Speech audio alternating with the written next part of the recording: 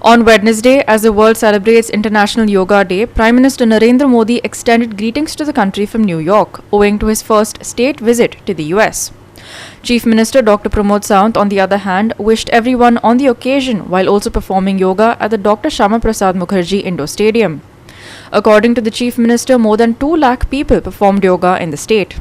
Prime Minister Modi, in his message on Yoga Day, underscored the importance of yoga and termed yoga as a force that unites the world while touching on the idea of Vasudhaiva Kutumbakam, meaning one earth, one family, which is also the theme for this year's Yoga Day. He also mentioned how every corner of the world is celebrating Yoga Divas from the Arctic to the Antarctic. The Prime Minister participated in the New York United Nations International Yoga Day celebrations. योग दिवस की बहुत बहुत शुभकामनाएं।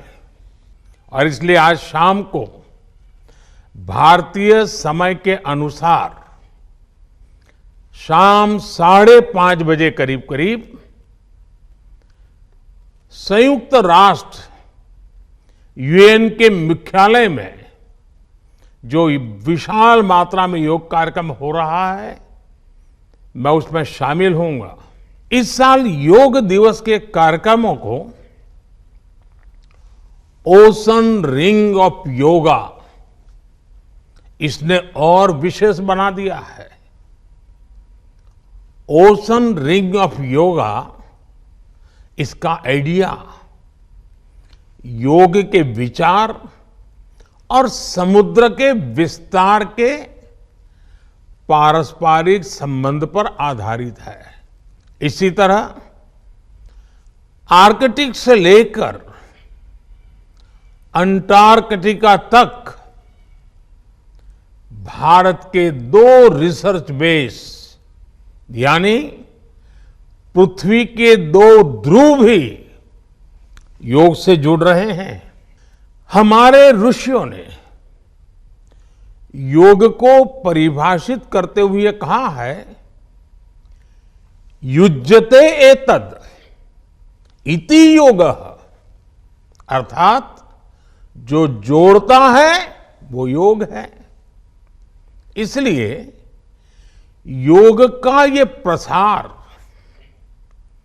उस विचार का विस्तार है जो पूरे संसार को एक परिवार के रूप में समाहित करता है। योग के विस्तार का अर्थ है वसुधैव कुटुंबकम की भावना का विस्तार।